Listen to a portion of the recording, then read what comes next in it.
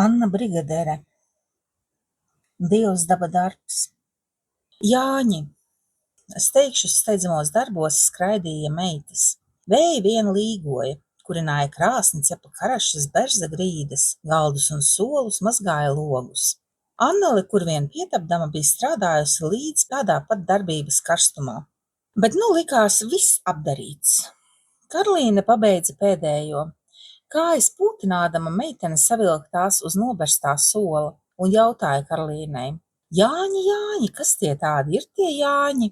Un tu to vēl nezini? Esi gan tu muļķa meitene. Karlīne zobojās. Lai ir! Annele spītīgi atcirta.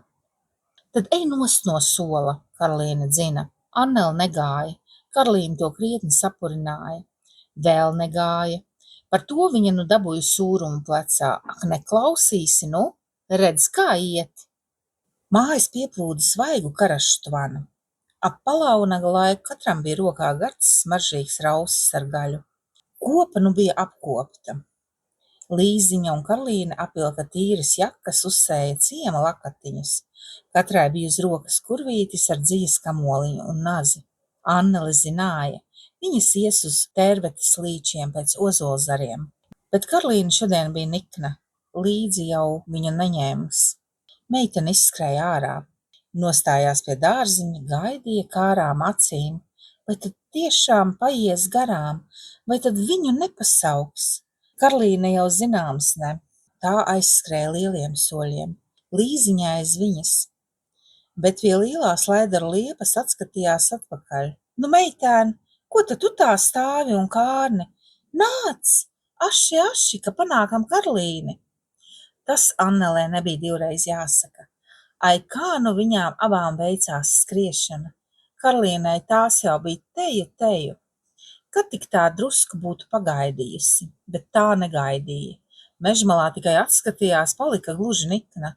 Nu, līziņ, ka tu to kverpli velc līdz, tad ar Dievu, tad es tevi vairs negaidu. Aizskrēja, ka ceļš vien noputēja. Annele rīja elsas. Kverplis! Es esot kverplis! Acis tā migloja, nevarēja paiet. Ej, nu ej, vai tā Karlīne tevi sauca pa kverpli? Tas jau bija tas kovārnis lūk priedes zarā. Kovārnis jau nevelkas, bet laižas. Nu, tad tā būs bijusi vabolīte, skat, kāda tepat zemē zeltotiem spārniņiem.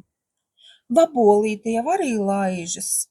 Nu tad laidīsimies mēs arī, parādīsim tai Karlīnei, ko mēs varam, Līziņa priecīgi teica.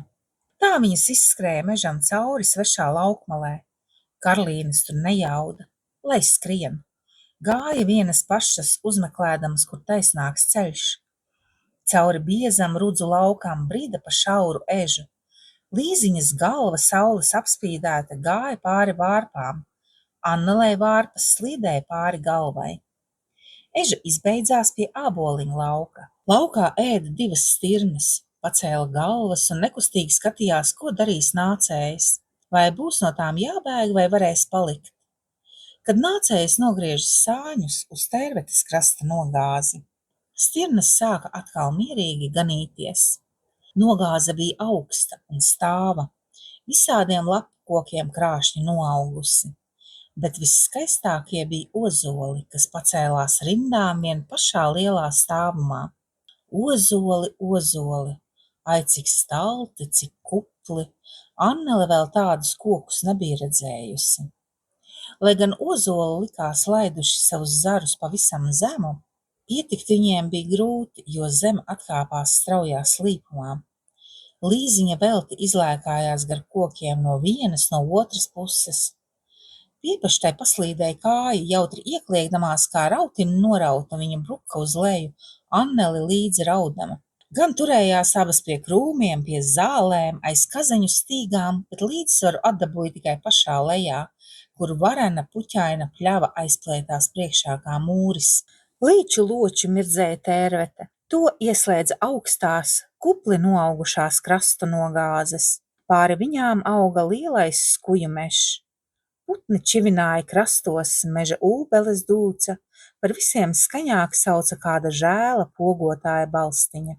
Purva lakstīgala dzi, Žēl, ka nedzied vairs īstā, tad tev būtu ko brīnīties. Annelei ir tā bija ko brīnīties, kādi koki še bija, kāda pļava un kādi vareni līči, savādāki putni, citas savādas puķes nekā avotos.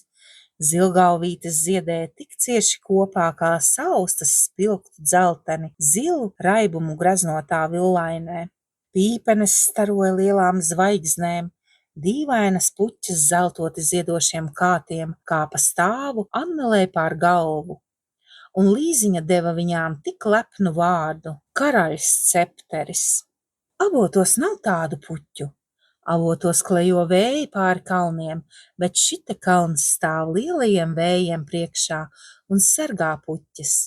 Un ja kalns dod savu pavēmi, saule savu siltumu, tērvete savu valgumu, kas puķēm še ko jauki neziedēt? Pat aciņu lēzenākā vietā meitenes uzkāpja atkal kalnā. Te nu bija vesels līdums jaunu ozoliņu, kuru zari bija vieglāk pievārāmi, te varēja bagātīgu nodevu ņemt no viņu kuplā zaļuma. Salauzusi pa pazarēm ozolpušķus, Līziņa atsēdās uz kraujas nogāzes un sāka čakli pīt vainagus. Bet Annele pakāpās augstāk skatīties svešo apkārtni. Kādi še bija citādāki kalni, krasti, dziļas pļavas, atkal kalni, svešas mājas, birzes, meži.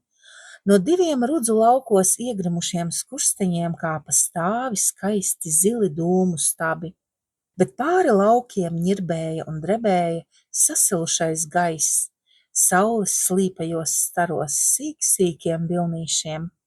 Kas tie tur par skursteņiem? Annele čukstot jautāja, it kā baidīdamās traucēt saulainā klusuma. Tur ir laukmalis, mums tuvi radi, tur piesim kādreiz ciemā. Ilgi stāvēja meitene, pasaule, pasaule, jaukā klusā. Skarbi nobijās, kad no pakalna pāri upeslejai uzšāvās pirmā dziesma. Jāņi, jāņi, kas tie jāņi, līgo, līgo? Kas tos jāņus ielīgoja, līgo, līgo? Kas tos jāņus ielīgoja, līgo, līgo? Pirmie gani pēcerāja, līgo, līgo. Tūlīt arī atsaucās pretī no otra pakalna. Pirmie gani pēcerāja, līgo, līgo. Visu pēc jaunas meitas, līgo, līgo. Tad vēl pati māmuliņa, līgo, līgo. Jāņu zāles lasīdama, līgo, līgo. Un tā nu ieskanējās tuvienē, tālienē, šaipus upei, viņpus upei. Gani līgoja, visi gani līgoja.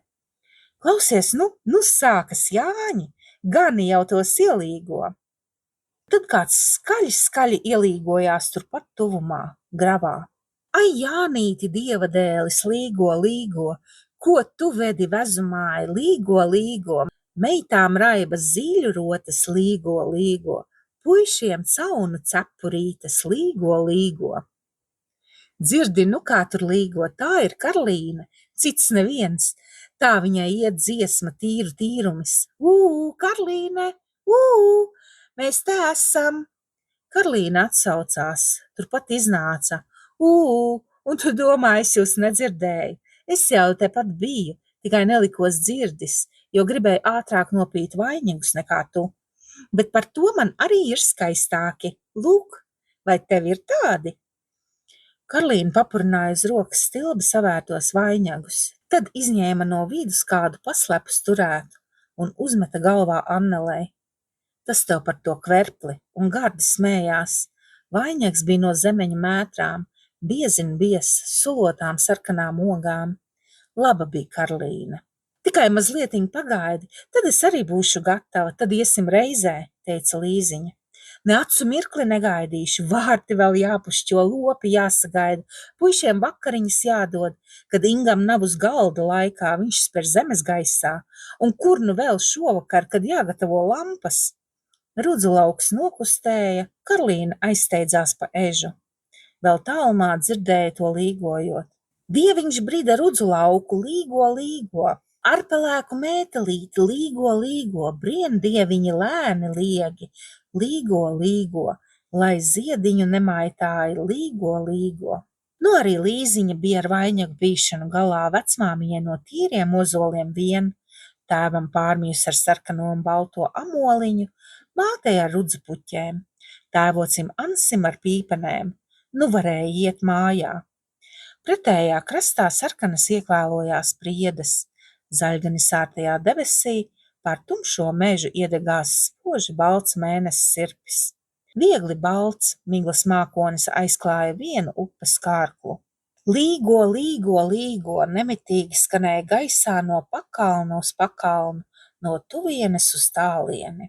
Birzes un druvas stāvēja klusas, klusas, kā elpu aizturēdamas, kā priekā klausīdamās.